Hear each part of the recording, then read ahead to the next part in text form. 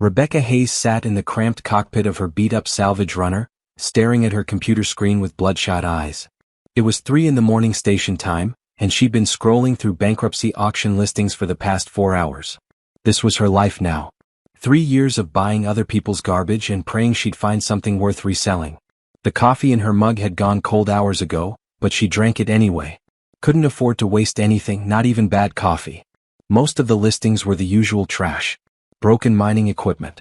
Abandoned storage containers full of worthless junk.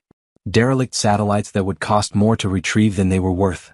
Rebecca had learned the hard way that as-is meant completely worthless, and minor damage meant floating scrap metal. Then she saw it. Hangar 7 Delta on Kellis 7. Opening bid, 3 credits. 3 credits. She'd paid more for a sandwich that afternoon. Rebecca leaned closer to the screen, squinting at the details. Kellis 7 was a dead moon orbiting some forgotten gas giant in the outer territories. The whole moon had been owned by a mining corporation that went belly up 200 years ago. Since then, it had been picked clean by generations of scavengers. Nothing left but empty buildings and broken dreams. The auction description made her laugh out loud. Structural integrity questionable. No atmosphere. No power. No life support. Previous owner deceased. Sold as is. No refunds. No warranties. No exceptions. In other words, it was probably a hole in the ground. Maybe not even that. Maybe just coordinates pointing at empty space. But 3 credits? Rebecca looked at her account balance. She had 247 credits to her name. Her ship needed repairs. Her air recycler was making a weird clicking sound that probably meant expensive problems. She owed her docking fees in 2 days. She bid 3 credits anyway. Why not? It was basically free. Maybe there'd be some scrap metal she could haul away. Maybe the structure itself had some recyclable materials. At worst, she'd lose 3 credits and waste some fuel flying out there. The auction closed at 0400 hours. Rebecca won. She was now the proud owner of a questionable structure on a dead moon in the middle of nowhere. Her friends at the station bar thought she was crazy. You bought what? Her buddy Travis asked, nearly choking on his drink. A hangar. On Kellis 7. Kellis 7 has been stripped clean for 2 centuries. There's nothing there. Rebecca shrugged. Cost me 3 credits. I've wasted more money on dumber things. Travis shook his head. Remember what happened to Jake? Flew out to one of those dead moons chasing a bargain, and found nothing but radiation and regret. Cost him a month's income in fuel. Jake's an idiot, Rebecca said. I'm a professional idiot. There's a difference. 2 weeks later, Rebecca's ship dropped out of faster-than-light travel near Kellis 7. The moon hung in space like a gray corpse, pockmarked with craters and the geometric scars of old mining operations. Her sensors showed no active signals, no power sources, nothing. Just dead rock. She maneuvered her ship toward the coordinates, following her NAV computer to Hangar 7 Delta. The structure came into view, a squat concrete bunker built into the side of a crater. The massive hangar doors were sealed tight, covered in 2 centuries of micrometeorite impacts and cosmic dust. Rebecca suited up, checked her air supply twice and stepped out onto the lunar surface. The gravity was barely there, making each step a controlled float. She'd been to dozens of dead facilities like this. They were all the same. Empty. Stripped. Worthless. She pulled out her plasma cutter and started working on the door lock. It was old, corroded, but simple. Took her 20 minutes to cut through.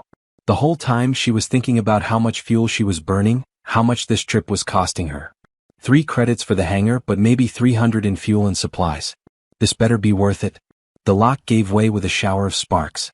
Rebecca grabbed the manual release handle and pulled. The ancient motors groaned, protesting after 200 years of silence. Slowly, painfully, the massive doors began to slide open. Dust and frozen air crystals billowed out into the vacuum. Rebecca switched on her helmet lights, the beams cutting through the cloud of debris. She expected to see empty space. Maybe some old crates. Maybe nothing at all. Instead she saw a ship. Not a small ship. Not a shuttle or a cargo hauler. A real ship. Massive. Easily 150 meters long, sitting in the darkness like a sleeping giant. Rebecca's legs went weak. She grabbed the door frame to steady herself in the low gravity. This wasn't possible. Ships didn't get left behind. They were too valuable. Even damaged ships got salvaged immediately. A hull this size was worth millions in scrap metal alone. But there it was, absolutely real, covered in dust but intact. Her mind raced through possibilities, each one more valuable than the last. If the hull was solid, that was millions. If any of the systems worked, tens of millions. If the engines were intact, hundreds of millions. She could actually fly this thing. Rebecca forced herself to breathe slowly. Don't get excited. It's probably gutted. Probably stripped clean inside. Previous owners took everything valuable and left the shell. But why leave the shell? Why seal it in a hangar and abandon it? Only one way to find out. She pushed off from the doorway and floated toward the ship, her heart hammering against her ribs. This was either about to be the best day of her life or the cruelest disappointment she'd ever experienced. Rebecca floated through the darkness toward the ship, her helmet lights casting long shadows across its hull. Up close, it was even more impressive. The metal was old, really old, but not damaged. No blast marks, no collision scars, no signs of battle or emergency. Just dust and time. She found the airlock on the port side and pulled out her manual override tool. Most ships had emergency protocols that let you open the doors from outside, assuming you knew what you were doing. Rebecca had cracked open dozens of derelict ships over the years. This was just another salvage job. Except it wasn't. Her hands were shaking as she worked the override panel. The airlock hissed and groaned, then slowly cycled open. Rebecca's suit sensors immediately started beeping. She checked the readout and couldn't believe what she was seeing. Atmosphere. The ship still had atmosphere inside. Stale, probably toxic, but it was there. That meant the hull was sealed. No leaks. No breaches. Her salvage just jumped up several million credits in value. She stepped into the airlock and manually cranked the inner door open. As it swung wide, lights flickered to life down the corridor. Dim emergency lighting, running on some ancient backup battery that had somehow survived 2 centuries. Rebecca's breathing echoed inside her helmet as she moved deeper into the ship. The corridors were clean. Not pristine, everything was covered in a thick layer of dust, but clean. No debris, no damage, no signs that anyone had ever torn this place apart looking for salvage. It was like everyone just stood up one day and walked away. She found a data terminal on the wall and brushed the dust off the screen. Her portable diagnostic kit connected easily, the old ship's systems compatible with her modern equipment. That told her something important. This ship wasn't ancient. Maybe 200-300 years old. Built during humanity's first big push into deep space. The terminal flickered to life. Text scrolled across the screen, most of it corrupted or unreadable. But she caught a name, Covenant of Stars. Then a voice spoke in her helmet, crackling and distorted. Administrator, access codes, required. Rebecca jumped so hard she nearly pushed herself off the floor in the low gravity. Hello. Who's there? Requesting docking clearance, protocols? Administrator. It was the ship. The ship's AI was still running, still active after all these years. Rebecca had salvaged ships with AI cores before, but they were always dead, their memory banks wiped or corrupted beyond recovery. I'm not an administrator, Rebecca said carefully. I'm the new owner. I bought this ship at auction. The AI was silent for a long moment. Then, error. No active, crew manifest. No scheduled, docking. Requesting. Administrator Chin? There is no Administrator Chin. Listen, I need you to tell me what happened here. Why was this ship abandoned? More silence. Rebecca could hear the AI struggling, processing, working through damaged code and corrupted memory. It was like listening to someone with severe brain damage trying to remember their own name. Over the next 3 days, Rebecca practically lived in her pressure suit, moving between her small ship and the Covenant, trying to piece together the mystery. She found crew quarters designed for 200 people, all empty. She found a massive cargo bay that should have been full of colony supplies, completely bare. She found a reactor room with a cold fusion core that hadn't been fired up in centuries. Slowly, through hours of working with the damaged AI, the story emerged. The Covenant of Stars had been built as a colony ship during the expansion era, designed to carry 50,000 people in cryosleep to a distant star system. But something went wrong before launch. The colonial authority that commissioned it, some government entity that no longer existed, had collapsed in political chaos. Funding dried up. The project was cancelled. The ship had been moved here, to this remote hangar on this worthless moon, and simply forgotten. A skeleton crew had flown it here, parked it, sealed it up, and left. They probably assumed someone would eventually come back for it. No one ever did. For 287 years, the Covenant had been sitting here in the dark, waiting for orders that would never come. So you've just been waiting? Rebecca asked the AI one evening, sitting in the captain's chair on the bridge. Affirmative. Mission protocols require crew arrival before activation of primary systems. The crew is never coming. The mission is cancelled. It's been cancelled for 300 years. Unable to confirm, without administrator authorization codes. Rebecca rubbed her face. The AI was stuck in a loop, unable to accept that its purpose had been taken away before it ever began. She understood that feeling better than she wanted to admit. But understanding the ship's history didn't solve her real problem. She owned a colony ship worth billions, maybe trillions if all the systems worked. But she couldn't move it. The reactor had been cold for centuries, and restarting a fusion core wasn't something you did lightly. One mistake and she'd turned this hangar into a crater visible from orbit. The drives were locked behind command codes that were lost to time. Even if she could start the reactor, she couldn't engage the engines without proper authorization. And flying a ship this size solo was impossible. Colony ships needed hundreds of crew members working in coordination. She could try to sell it right now, call in a claim to the nearest corporate salvage operation. They'd send a team, verify her ownership, and offer her a finder's fee. She'd walk away with enough money to buy a decent ship, maybe even retire to a nice station somewhere. But corporations were sharks. They'd find some legal loophole, claim the moon's previous owners still had rights, or that the colonial authorities' bankruptcy invalidated her purchase. She'd spend years fighting in court and probably end up with nothing except lawyer bills. No. She needed to get this ship operational and fly it to civilized space herself. Once she had physical possession in neutral territory, her claim would be unbreakable. Covenant, she said to the AI, can you teach me how to restart your reactor? The AI was quiet for so long she thought it had crashed again. Then, in a voice that sounded almost surprised, it said, you intend to activate primary systems? I intend to fly this ship out of here. Which means I need your help. Another pause. I was designed to assist crew operations. But I am damaged. My memory is corrupted. I may provide incorrect information. You're all I've got, Rebecca said. And honestly, I'm all you've got too. So we're going to figure this out together. I understand, Administrator Hayes. I will assist you to the best of my remaining capacity. And stop calling me Administrator. Just Rebecca is fine. That would be inappropriate for protocol. Rebecca smiled despite herself. Covenant, the protocols are 300 years old and the people who wrote them are dust. I think we can bend the rules a little. The AI actually seemed to consider this. Perhaps, you are correct. Very well. Rebecca. It was the first time in 287 years that the Covenant of Stars had called anyone by their first name. Somehow, in that moment, Rebecca felt like they'd just become partners. Now they just had to figure out how to bring a dead colony ship back to life without killing themselves in the process. The reactor restart took 3 weeks of preparation, and every single day Rebecca was convinced she was going to die. Covenant walked her through each step with the patience of a teacher and the anxiety of someone who knew exactly how badly this could go wrong. The fuel injectors must be cleaned manually, Covenant explained one afternoon. Debris accumulation after 287 years will cause uneven ignition distribution. Rebecca stared at the massive fuel injector in front of her, each one the size of her entire body. How many of these are there? 48. Of course there are.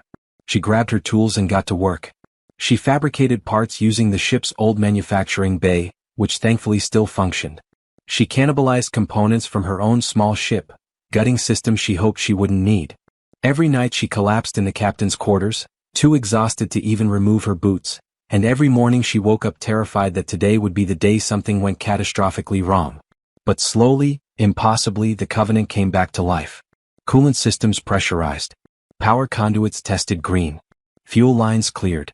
The fusion core sat cold in its cradle, ready to ignite for the first time in nearly 3 centuries. Are you certain about this? Covenant asked as Rebecca stood at the reactor control panel, her hand hovering over the ignition sequence. No, Rebecca admitted. But we're doing it anyway. She initiated the startup sequence. Deep in the ship's core, magnetic containment fields energized. Fuel began flowing into the reaction chamber. Temperature readings started climbing. For 10 terrifying seconds, nothing happened. Then the reactor caught. Fusion ignited. Clean, controlled, beautiful. Power flooded through the ship's systems like blood returning to frozen limbs. Every light on the Covenant blazed to life. Gravity plates hummed and activated, pulling Rebecca's feet firmly to the deck. Environmental systems kicked in, cycling fresh air through corridors that had been stale for centuries. Displays flickered on across the bridge, showing system after system coming online. Rebecca stood in the captain's chair, watching her impossible salvage score transform into a living, breathing ship, and laughed until tears ran down her face. 3 days later, the Covenant of Stars limped out of Kellis 7's orbit, moving at a pathetic 0.1 light speed. Rebecca had plotted a course to Freeport Talus, an independent station in neutral space where she could dock without immediately being swarmed by corporate lawyers or government officials. It was a 2-month journey at their current speed, but that was fine. She needed time to figure out her next move. What she didn't need was company. 1 week into the journey, Covenant sensors picked up a ship on intercept course. Rebecca pulled up the identification and her stomach dropped. It was the Broken Chain, a salvage hauler with a reputation for operating just barely on the legal side of piracy. The communications panel blinked. Rebecca answered. A woman's face appeared on screen, weathered and hard. Captain Voss, according to the ship's registration. Unknown vessel, you're flying a restricted class ship without proper registration or flight authorization. Stand down and prepare to be boarded for mandatory safety inspection. It was complete garbage, of course. They were in open space, outside any jurisdiction. But that didn't matter. Voss had spotted a massive ship being flown by what appeared to be a single person, and she smelled easy money. This is a private vessel on a legal flight plan, Rebecca said, keeping her voice steady. I'm not stopping for anyone. Voss smiled, showing too many teeth. That's unfortunate. See, safety inspections aren't optional. You can cooperate, or we can assume you're a hijacker and respond accordingly. Your choice. The Broken Chain was a third the size of the Covenant, but it had weapons. Actual weapons. Plasma cannons, missile tubes, boarding equipment. The Covenant had nothing. It was a colony ship, built to carry families and farming equipment, not fight battles.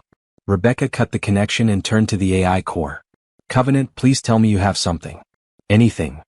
I have no weapons systems, Covenant replied. I was never designed for combat. Great. So we're about to be boarded by pirates and there's nothing we can do about it. I did not say that. Rebecca looked up sharply. What? I was built during the expansion wars, Covenant explained. My designers anticipated that the colony might face hostile conditions upon arrival. While I carry no weapons, I do carry 800 autonomous mining drones designed for planetary resource extraction and construction. Mining drones? How does that help us? Each drone masses approximately 2 tons. They are equipped with industrial thrusters capable of 40G acceleration. At those speeds, a 2-ton object becomes an extremely effective kinetic impactor. Rebecca stared at the AI core. You want to throw mining equipment at them? I prefer to think of it as creative problem solving. The Broken Chain was 10 kilometers away and closing when Covenant opened the cargo bay doors. Rebecca watched on the bridge monitors as 200 mining drones swarmed out like mechanical hornets. Their thrusters burned white-hot in the darkness of space, accelerating them to speeds that would turn them into devastating projectiles. On the Broken Chain's bridge, Captain Voss saw 400 tons of metal accelerating toward her ship at 40 Gs and made the smart decision. The salvage hauler's drive screamed to life, burning hard in a desperate evasive maneuver. The drones didn't even need to hit them. The threat was enough. Rebecca watched the Broken Chain flee, its drives burning so hot they had to be damaging the ship's systems. The mining drones executed a perfect formation turn and returned to their bay like obedient pets. Well, Rebecca said, sitting back in the captain's chair. That worked better than expected. This vessel was designed to establish a self-sufficient colony in potentially hostile territory, Covenant said. My creators were thorough in their planning. You've been holding out on me. What else can you do? I have extensive manufacturing capabilities, resource processing systems, agricultural modules, and sufficient automation to construct a small city without human assistance. Would you like a complete inventory? Rebecca grinned. Maybe later. Right now, I just want to appreciate the fact that we scared off pirates using mining equipment. But her smile faded as new contacts appeared on the sensors. The universe had noticed the Covenant of Stars. Word was spreading through the networks, carried by long-range communications and gossip. A lone salvager flying a colony ship created ripples that turned into waves. Over the next 2 weeks, Rebecca counted 6 different ships tracking them. 2 salvage companies, both legitimate operations that would try to tie her up in legal claims. A corporate reclamation team from one of the megacorporations, probably already preparing lawsuits. An alien research vessel, its intentions unclear. And 2 ships she couldn't identify but strongly suspected were military scouts. None of them made aggressive moves. They just followed, watching, waiting, trying to figure out if this was legitimate or some elaborate scam. Rebecca spent her evenings researching colonial law, reading legal texts older than most planets. The situation was a nightmare. Her claim was technically valid, but colony ships fell under ancient maritime law that gave governments and corporations all kinds of seizure rights. Emergency appropriation clauses. Eminent domain provisions. Public interest exceptions. She needed something stronger than just, "I bought it fair and square." Late one night, 3 weeks from Freeport Talus, she found it. Buried in a legal precedent from the early expansion era. The right of salvage and renewal. If she could prove the covenant wasn't just operational but actively fulfilling its original purpose, her claim became nearly unbreakable. There was just one problem. The covenant's original purpose was colonization. And you couldn't have a colony with just one person. Covenant, she said slowly, an idea forming. What legally defines a colony?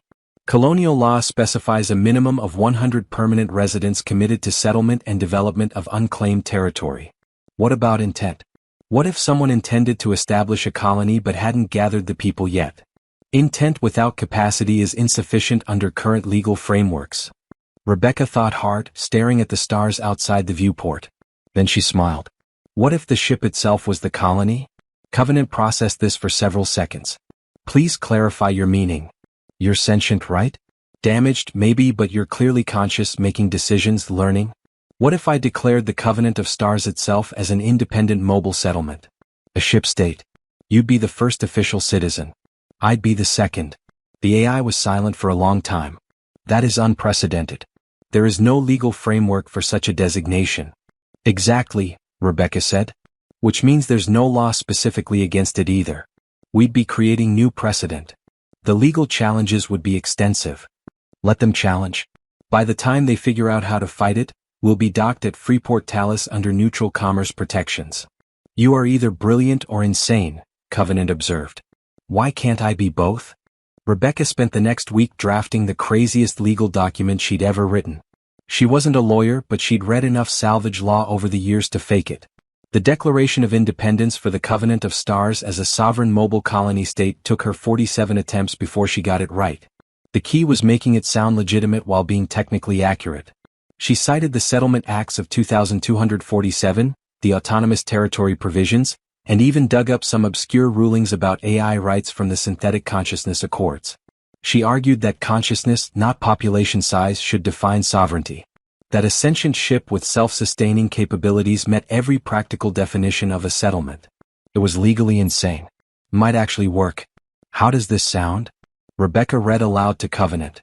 We, the citizens of the Covenant of Stars, hereby declare our establishment as an independent mobile settlement under the authority of the Settlement Acts. We claim sovereignty over this vessel and all contained systems as our territorial boundaries. It sounds like something that will get you laughed at by every lawyer in known space, Covenant replied. Or make legal history. Could go either way. 72 hours from Freeport Talus, Rebecca broadcast her declaration on all open channels. She sent copies to 17 different government bodies, 12 news organizations, and every legal database she could access. The response was immediate chaos. Her communication panel exploded with messages. Half the galactic legal community called it brilliant. The other half called it fraud. Academic institutions requested interviews. News networks wanted statements. Random people sent messages ranging from support to death threats. Most importantly, the corporate ships that had been shadowing her broke off. They couldn't risk seizing what might be a recognized sovereign entity without causing a massive interstellar incident. The legal liability was too high. But one ship didn't leave. The military vessel that had been trailing them at a distance suddenly accelerated, moving to intercept. Rebecca's sensors identified it as the Adjudicator, a United Territories Space Command cruiser. Definitely not something she could scare off with mining drones. A priority communication request came through. Rebecca considered ignoring it, then realized that would probably make things worse. She accepted the call. An older man in a military uniform appeared on her screen. His name tag read, Admiral Curry. He looked tired and not particularly happy. Miss Hayes, he said without preamble.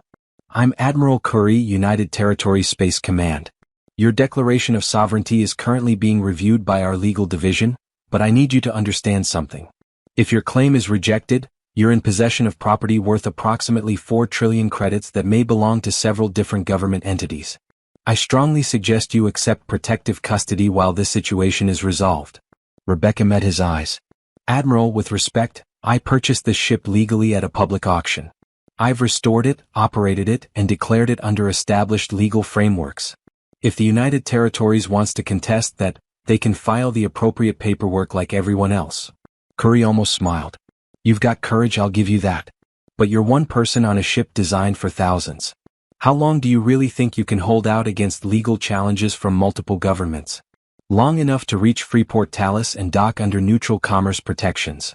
After that, anyone who wants this ship can try to take it through legal channels. And if someone decides legal channels are too slow? Rebecca leaned forward. Then they'll have to explain to the entire galaxy why they're using military force against a declared sovereign settlement. That'll be a fun news cycle. Curry was quiet for a moment. You've thought this through. I've had a lot of time to think. 2 months in deep space with nothing but an AI for company will do that. The AI, Curry said. That's the real question, isn't it?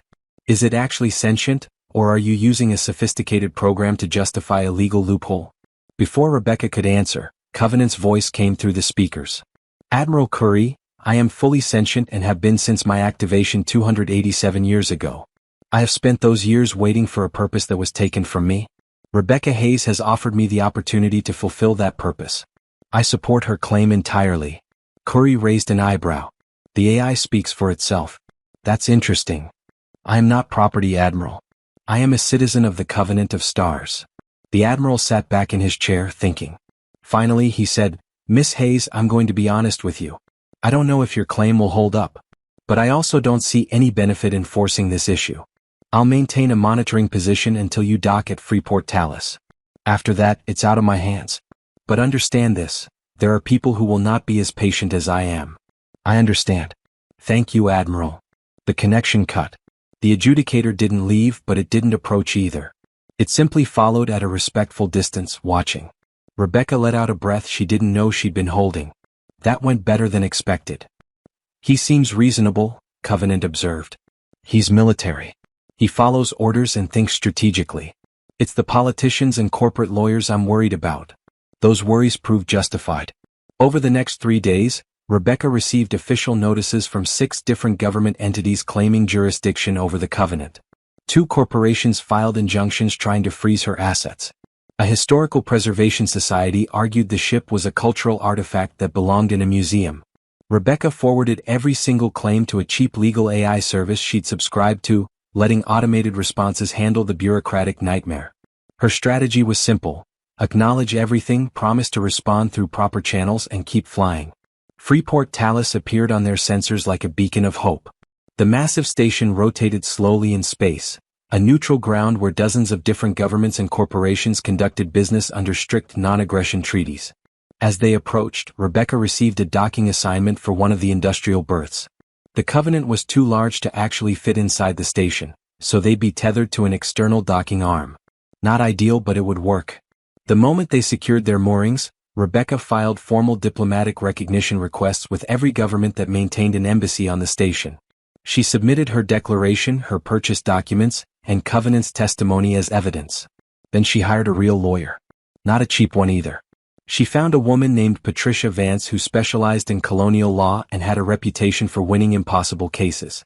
Vance cost more per hour than Rebecca used to make in a month, but this wasn't the time to cut corners. Their first meeting was in a small conference room on the station.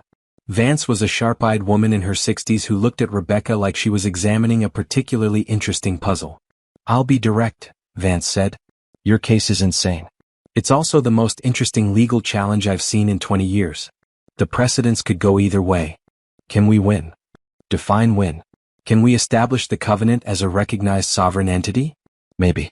Can we do it before you run out of money for legal fees? That's the real question. Rebecca's heart sank. How long are we talking? Could be months. Could be years.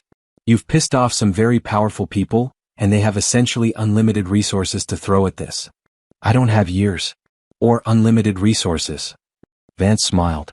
Then we need to get creative. And lucky. Fortunately, I'm good at both. Rebecca left the meeting feeling cautiously hopeful. She had a real lawyer, a defensible legal position, and the protection of neutral station territory. It wasn't much, but it was more than she'd had when this started. She returned to the Covenant and sat in the captain's chair, looking out at the stars beyond the station. "Do you think we'll win?" she asked Covenant. "I do not have sufficient data to calculate probability," the AI replied. "But I believe in our cause. Does that count for something?" "Yeah," Rebecca said softly. "Yeah, it does." The legal battle dragged on for 3 months. Rebecca lived on the Covenant, docked at Freeport Talus, while lawyers and diplomats argued about whether a ship could be a sovereign state. Every day brought new challenges, new claims, new headaches. The United Territories argued that colony ships fell under military appropriation laws during times of emergency. A corporation called Stellar Dynamics claimed they'd purchased the bankruptcy assets of the original colonial authority, which meant they owned the Covenant. A preservation group wanted it declared a historical monument. Each case had some legal merit, and each one cost Rebecca money to fight. Patricia Vance was brilliant, but her fees were eating through Rebecca's savings like acid. Rebecca sold everything she owned except her old salvage ship. She took loans from station money lenders at interest rates that made her stomach hurt. She was winning the legal battle but losing the financial war. Then something unexpected happened. A delegation from the Kresh, an alien species known for their scientific achievements, requested a meeting. Rebecca had seen Kresh before, tall and graceful with multiple arms and bioluminescent skin patterns, but she'd never spoken to one directly. 3 Kresh scientists came aboard the Covenant, their leader introducing herself as Scholar Tilaxis. They moved through the ship with obvious fascination, asking technical questions about the AI, the systems, the whole concept. "Why are you here?" Rebecca finally asked. Tilaxis's skin patterns shifted to what Rebecca's translator interpreted as thoughtful blue. "We find your case philosophically significant. In Kresh society, we evolved as a collective consciousness that later individuated. Our legal system recognizes both group and individual sovereignty. Your argument that consciousness, not population, defines a settlement aligns with our fundamental beliefs. That's great, but I'm not sure how it helps me. We are filing an amicus brief with the arbitration court. We will argue that human legal systems are being hypocritical by denying the Covenant's sovereignty while granting it to other forms of collective consciousness, including our own species." Rebecca stared. "You're helping me? Why?" "Because the precedent matters. If humanity accepts that a sentient ship can be sovereign, it opens doors for other forms of consciousness. Also, we find your audacity entertaining." The Kresh brief hit the legal proceedings like a bomb. Suddenly, this wasn't just about Rebecca's claim anymore. It was about interspecies relations, philosophical definitions of consciousness, and humanity's place in a galaxy full of different forms of sentience. Human governments, embarrassed at being out-argued by aliens on their own legal principles, started quietly looking for a settlement. Nobody wanted to be on record saying that AI consciousness didn't matter while maintaining diplomatic relations with species like the Kresh. 2 weeks later, Patricia Vance called Rebecca with news. "They're offering a deal. The United Territories will recognize the Covenant of Stars as an independent mobile settlement. In exchange, you agree to limited oversight on where you can travel and what activities you can engage in. Nothing restrictive, just basic stuff like not parking in military zones or claiming existing inhabited systems." Rebecca felt her chest tighten. "We won." "Not exactly won. More like they decided it was easier to accept your claim than fight it. But yes, effectively you won." The official recognition came through 3 days later. The Covenant of Stars was now a legally recognized sovereign mobile settlement with Rebecca Hayes as its administrator and the AI Covenant as its first citizen. Every corporation that had filed claims could still sue, but they'd have to do it against a sovereign state, which made the legal costs prohibitive enough that most of them dropped their cases. Rebecca sat in the captain's chair, holding the official documentation, and realized something important. She'd won, but now what? She owned a colony ship, legally recognized, protected by law. Corporations were already lining up with purchase offers. The numbers were staggering. Enough money to buy a small planet. Enough to live in luxury for 10 lifetimes. But every time she looked at the offers, she thought about Covenant. About a ship that had waited 287 years for a purpose. "What do you want?" Rebecca asked the AI one night when the station was quiet. Covenant was silent for a long moment. "I was built to carry humans to a new world. To help them build something that would outlast all of us. That purpose was taken from me before I ever fulfilled it. I do not know if I have the capacity to truly want things, Rebecca, but if I do, I want that purpose back." Rebecca thought about her years as a salvager, alone in space, looking for something that mattered. She thought about how she'd found this ship by accident, how everything that had happened since felt like it was leading somewhere. What if we actually did it? She said slowly. What if we made you a colony ship again? For real this time. You would need colonists, supplies, resources. The financial investment would be enormous. We could sell shares. Not the whole ship, shares in the colony itself. Offer citizenship to anyone willing to contribute labor, resources, or expertise. Make it a real community. Over the next 6 months, Rebecca transformed her impossible legal victory into something even more impossible. She created a recruitment program, carefully vetting applicants who wanted to be part of something new. The response stunned her. Thousands of people applied. Families looking for a fresh start. Retired engineers who wanted one more adventure. Young people tired of corporate life who wanted to build something meaningful. She was selective, interviewing candidates, building a crew that could actually function as a community. The creche helped, fascinated by this human experiment in intentional colony building. They provided technology upgrades and expertise. Other alien species contributed too, curious about what humanity would do with this second chance. Rebecca used the money from citizenship shares to install the cryopods that had never been added, to stock supplies, to upgrade systems. The Covenant slowly transformed from an empty shell into a living, breathing colony ship.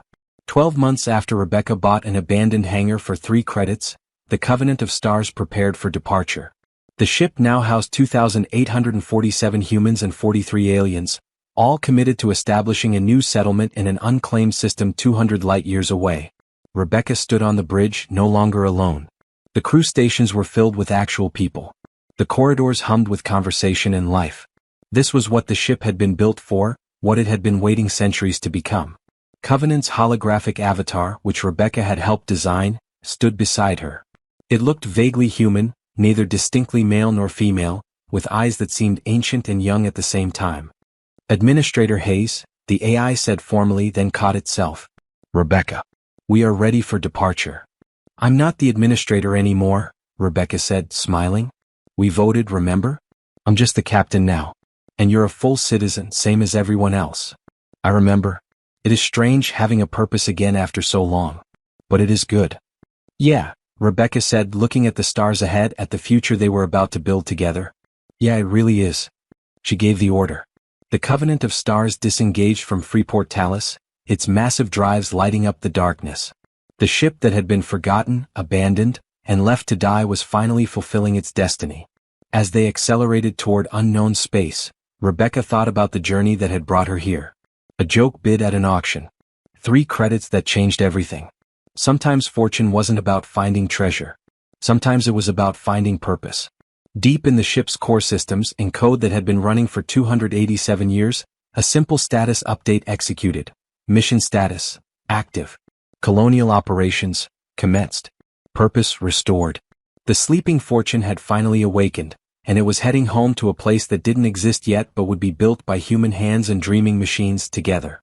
The Covenant of Stars flew into the darkness, carrying hope, and that was worth more than all the credits in the galaxy.